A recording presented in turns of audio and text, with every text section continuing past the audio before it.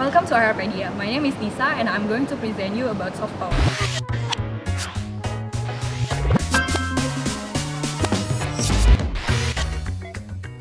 In the previous Pedia, we have talked about what is hard power and what kind of instruments do we use if we would like to exemplify the hard power itself.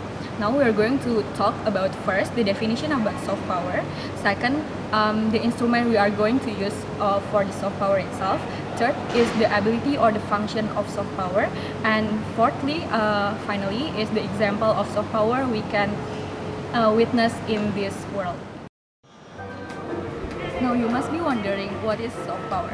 Soft power is to affect others without them realizing it, to shape the outcomes that we want for them to also want it. So what is the difference between hard power and soft power?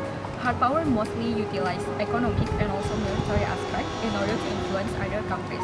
You can see the true example of hard power through your naked eye, I can say, but it's starkly different compared to soft power because soft power is something that that is really indirect, and it is often named as a second phase of power.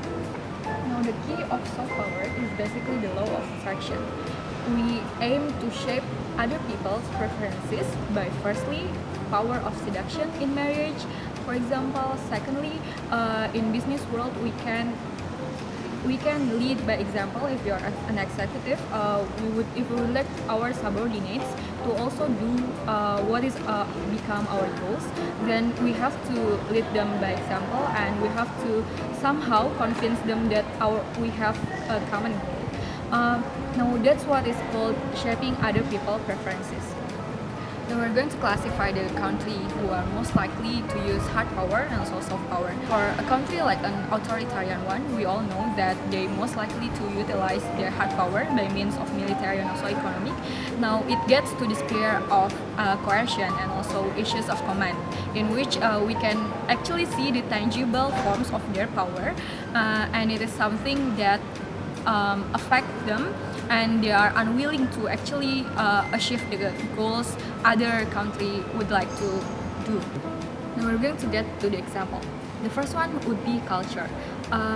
South Korea is the best country who demonstrate its maximum utilization of their culture. Their culture actually appeal to us without us realizing it, that we are somehow applying it in our daily life.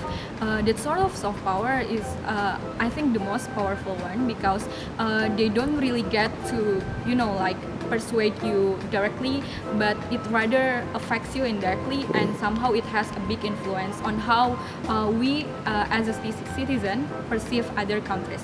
Second one would be the political values. We see how China and also Uni Soviet at the Cold War time can influence other countries to also implement their own political values, which is communism. And that sort of political values which is being resonated in their own countries is something that soft power do. Other example might be liberalism. Liberalism is an ideology that most of the countries at the very moment implement in their own homeland, and we often perceive it as something which is more likely as an acceptable political values compared to others. So we see that if we are feeling that sort of political values is right, then we are currently being affected by their own political values. The third one would be foreign policy. The perfect example would be China. How China is currently building their own string of pearls strategy in the South Asia and also Southeast Asia, and it's enacting their own foreign policy in terms of economic and also military, but more into how this country also want to achieve China's goals. So if this foreign policy works, then the soft power is currently affecting other countries as well. Now you can choose what kind of instruments are you more inclined to utilize. Are you more into appealing through culture? Are you more into political values, or the more legitimate one as foreign policy? You can choose one. Now we are reaching the end of this Pedia. I'm going to take you back how can we differ hard power and also soft power. 4 keywords to differ. Hard power most likely use induce, restrict, command. These 3 words are often utilized visible and also tangible instruments such as military and also economy.